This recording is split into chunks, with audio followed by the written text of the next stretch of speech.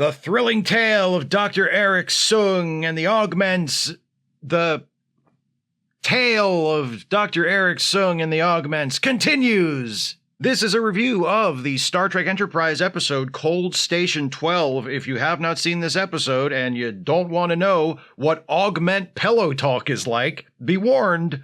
Spoilers beyond this point. So, last time, the group of Augments, genetically engineered super people who dress like an Avril Lavigne tribute band, rescued their leader and surrogate father, Eric Sung, from the custody of Captain Jonathan Archer, and together they all set out aboard a stolen Klingon ship to liberate the frozen embryos of their siblings. I hope they have enough torn t-shirts and leggings to go around.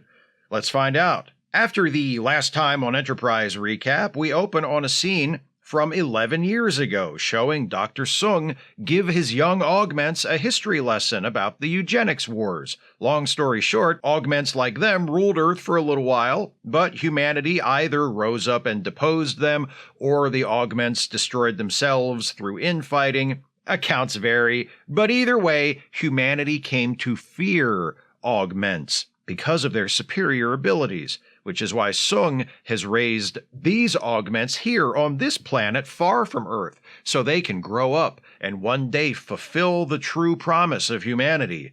This is your destiny, Sung says, because you are superior to other people. Cut to the present day where Sung and his Augments are plotting their invasion of Cold Station 12, the facility where the rest of the frozen augment embryos are being stored. Malik suggests just flying in with their Klingon ship and blasting the station's life support system. That way, all they have to do is wait for everyone to suffocate and then just walk in and take whatever they want. Sung is like, no, we're not going to stain our noble work by killing anyone. Our only mission is to liberate the embryos of hundreds of future dictators. Archer leads a landing party to the planet where Sung and the Augments used to live. While searching their old living quarters, they discover evidence that when the Augments cleared out, they took some medical equipment with them. They also discover this guy, Smike, the misfit Augment, shunned by his brethren because his genetic modifications didn't take and he was born without the superhuman abilities of the others. Archer takes him back to Enterprise, but Smike isn't about to betray the others. Even though they left him behind, he's still a true believer. Over on the Klingon ship, Sung has noticed the absence of Rakeen, the brother Malik killed when he took over as leader of the Augments in the last episode. Sung's like, "Where's Rakeen?" And Malik's like, "I killed him in a fight, but also it was an accident, and also I tried to save him, and are you buying any of this?" And Sung says, "Not really, but it's my own fault for leaving you all alone for so long. There, my murderous, power-hungry child, there." Trip figures out that the medical equipment the Augments took with them when they left home was a bunch of incubators. And from there, Captain Archer deduces that they're headed for Cold Station 12 to steal the rest of the Augment embryos, which were kept in storage instead of just being destroyed after the eugenics wars, because the political leaders in charge of making that decision were a bunch of short-sighted wusses who utterly failed to take decisive action to prevent a serious future problem from occurring. And can I just say, thank God we don't have to deal with that sort of thing in real life. Am I right? Anyway, Starfleet says Archer's allowed to blow up the embryos now. Sweet! Back on the Bird of Prey, Malik and Persis are in bed together, making pillow talk about their father, like you do. Malik says, "He's different than I remember. That no-killing people business, I didn't care for that." And Persis says, "You're just having trouble adjusting to the fact that you used to be the leader, and now he's the leader." And Malik's like, "Why shouldn't I be the leader? I'm an augment. Father's just a non-augmented human. Nah." Persis is like, "Betraying the man who raised us isn't really turning me on, so I'm gonna go." But Malik says, "What if I stop talking about it and we just have sex?" And Persis is like, "Okay." Young, exposition-laden, quasi-incestuous love. The Augments hijack a Denobulan medical shuttle and use it to sneak past the security checkpoint at Cold Station 12. Persis walks in and beats the absolute ever-loving shit out of a couple of guards, because killing isn't allowed, but crushing throats and smashing skulls into walls, nothing wrong with that. Sung pushes some buttons on a control panel, and inside the lab, the researchers notice gas pouring in through a vent. The head guy, Dr. Lucas, is like, "Who activated the Batman protocol?" As Enterprise speeds toward Cold Station 12, Archer invites Smike over to the captain's mess for a private dinner. Smike is under the impression he'll be sent to prison once they get back to Earth, but Archer tells him that he won't be punished. He also tells Smike that Sung is not his father, and then he shows Smike some info on his biological parents. Smike seems interested. Later, Archer chats with Phlox in the mess hall about the Augments and how his father died of a disorder that might have been cured by genetic engineering if it hadn't been outlawed on Earth following the eugenics wars. Archer says, "Phlox, you Denobulans do genetic engineering all the time, and none of you ever went bonkers and tried to take over the world. What's up with that?" And Phlox is like, "I don't know, maybe it's just that we don't suck." Sung and the Augments are trying to break through the station's security system so that they can get into the freezer and steal the embryos, but the system has a password, and Dr. Lucas ain't giving it up. Enterprise arrives, so Sung hails Archer and says, "If you don't back off right now, I'll blow Dr. Lucas's head off and then kill the rest of the staff too. Don't fuck with me, man. I'm not bluffing. I'll totally do it. I'm a stone-cold killer." Archer's like, okay, and Enterprise starts to back off. Turning back to Dr. Lucas, Sung's like, "Okay, now give me the password." And Lucas is like, "No." So Malik tunes him up a little, and Sung asks for the password again. Lucas is like, "Eat shit." Is that the password? "No, that's me telling you to eat shit." Malik says, "I've got an idea. Let's take one of Lucas's colleagues here and put him in this plastic tube and release one of the many deadly diseases they study at this facility into the tube. Surely his compassion for his coworker will loosen his lips." Sung is reluctant, but he goes along with it, and they shove this poor sap into the tube and expose him to a pathogen that has him breaking out in oozing sores and coughing up blood pretty much instantly. Sung says, "Give me the password and I'll release the antidote." But it turns out Dr. Lucas is a hardcore motherfucker, and he just watches his fellow scientists die a horrible death instead of telling Sung the password. Mental note, don't fuck with Dr. Lucas. Sung is upset by this and releases the antidote anyway. That's old soft-touch Sung for you. But it's too late. The guy in the tube is highly infectious toast. Meanwhile, Archer and a landing party that includes Smike beams into the station and is immediately captured by the Augments. When they're brought into the lab, Sung sees Smike and he's like, "They told me you died." Archer says, "They lied." Malik says, "We banished him. He was too weak." And Sung's like, "And you all went along with this? I'm very disappointed in you." Archer says, "Why? This is what always happens with groups who believe they're superior to other people." Sung's like, "Well, I don't know where they could have gotten that idea." On Enterprise, T'Pol and Trip have figured out that the landing party has been captured, so they move in closer to the station. Sung tells them to get lost, but Archer tells T'Pol, "Carry out your orders," which T'Pol does. The order in question being to send a self-destruct signal to the station, which will, kill everyone, including Archer and the landing party, and all the innocent scientists, but will also stop the Augments from stealing the embryos and doing anything else ever again. The Augments block the signal, so T'Pol decides, fuck it, we'll blow it up the old-fashioned way. Enterprise arms torpedoes and moves in closer, but the stolen bird of prey pops out from behind an asteroid and opens fire. Malik has overheard Lucas and Phlox talking and discovered that they're pen pals and best friends, so he shoves Phlox into the other plastic tube. Why does this disease research facility have so many tubes to use to infect people with diseases? Over Sung's protest, Malik says, "Tell me the code or watch your pen pal die like the other one." And Dr. Lucas is like, I'll tell you, just don't hurt one of the main characters." Sung tells Malik, "Get Phlox out of that murder tube. Trying to kill a series regular? What the fuck is the matter with you?" Now that they have the password to enter the freezer, Sung's ready to collect his embryos and get the hell out of here. He invites Smike to come with them, but Smike says, "I'm gonna stay here, actually." Sung tells him, "I wish you luck, and I hope you have a long, happy life." Smike says, "Thanks, I can see no reason why that shouldn't happen." Sung walks into the freezer with one of the other augments and stares in wonder at all the spheres containing embryos on ice. He's like, I never thought I'd see such a beautiful sight again. Oh, I get it. He's like that lady from Chimp Crazy, only with beings who are incredibly strong and impossible to control once they grow up. Once Sung has gone to the freezer, Malik takes over again and grabs a few deadly diseases for the road in case they might come in handy. Archer breaks loose from the other prisoners, and he and Malik have a fight, but because there are no handy club dispensers installed in this facility, Malik easily defeats him, then grabs a gun and shoots Smike dead, just so we all know who the real villain is.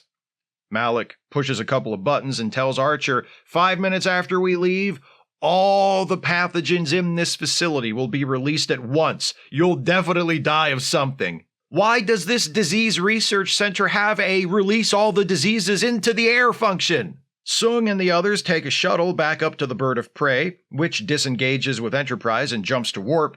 Meanwhile, Archer and the gang at Cold Station 12 are in a bit of a pickle. They have less than 5 minutes before they lose containment on all those deadly diseases.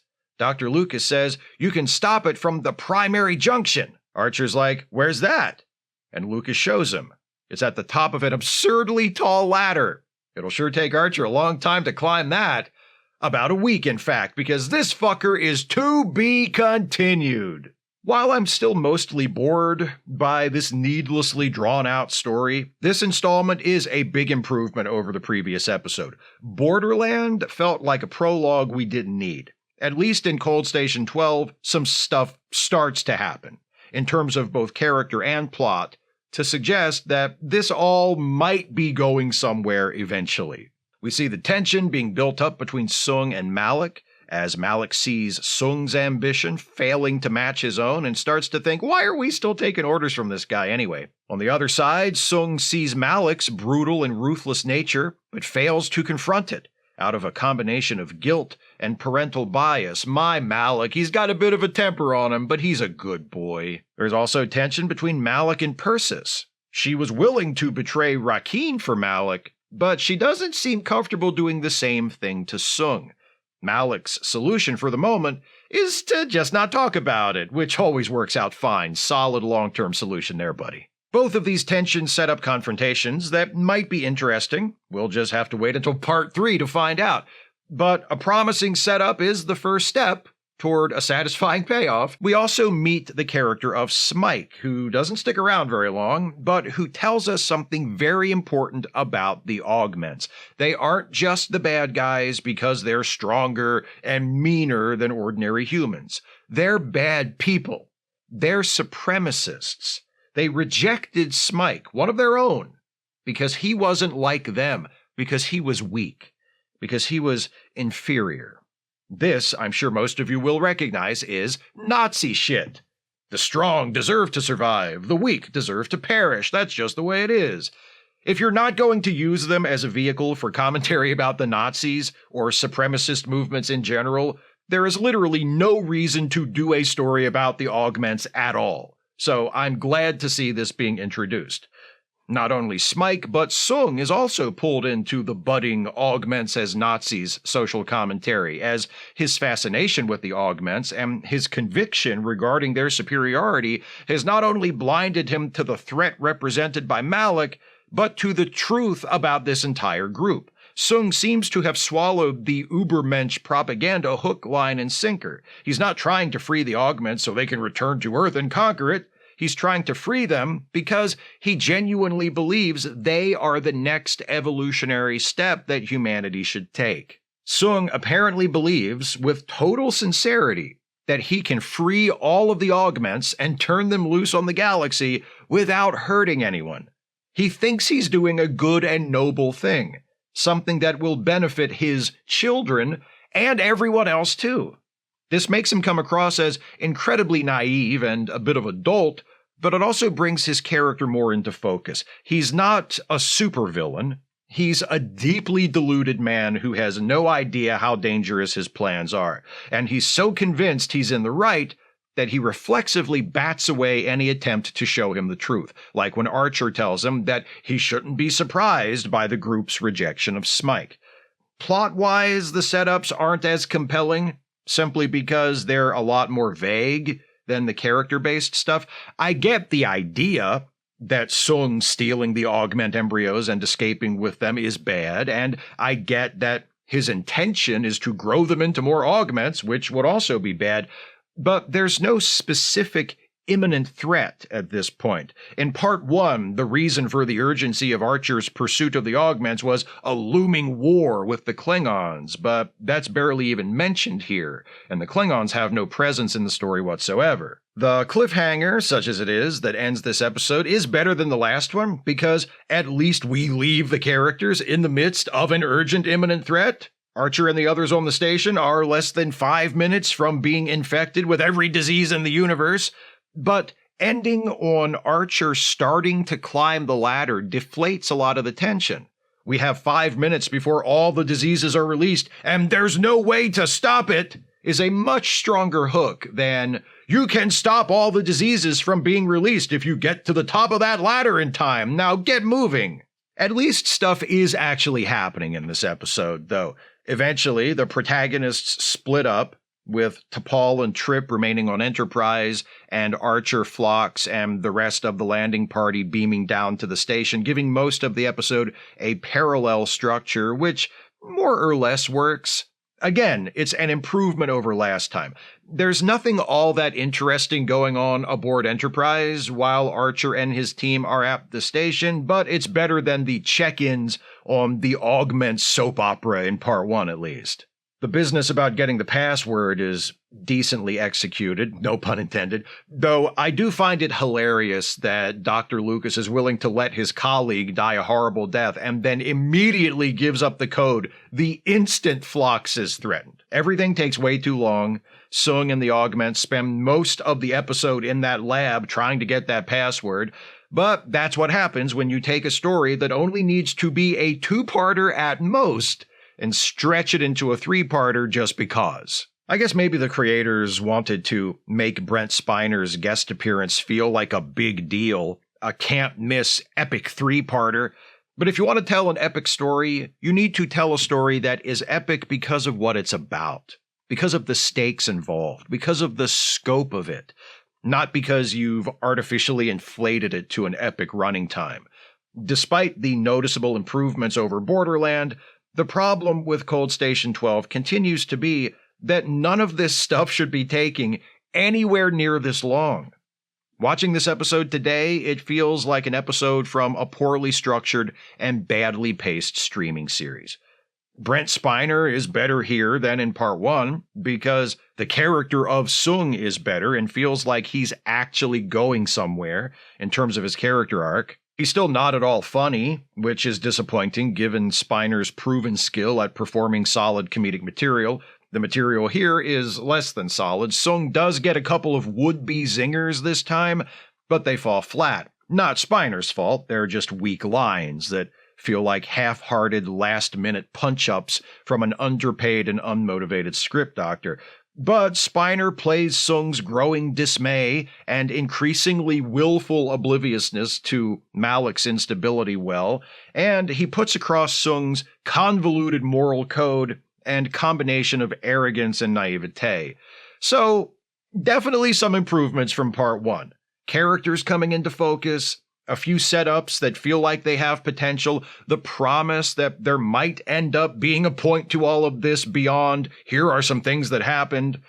I hope Part 3 delivers satisfying payoffs to those setups and drives the point home in dramatic fashion, because otherwise, I'm afraid this story arc is going to end with me feeling like we took way too long to get to wherever we were going. Those are my thoughts on Cold Station 12. What do you think of this episode? Please share your thoughts with me in the comments. If you'd like to support this channel, and I sure wish you would, if you can afford it, you can do so by becoming a patron at patreon.com/Steve Shives, becoming a channel member by clicking the join button, or by making a one-time gift by clicking the thanks button or via PayPal or Venmo. Links are in the description. Please join me next time as this batch of reviews of episodes about the Augments wraps up with a review of the next episode of Enterprise, which is titled The Augments. I do appreciate a creative title. That's next time. See you then. Thanks for watching, and take care, everybody.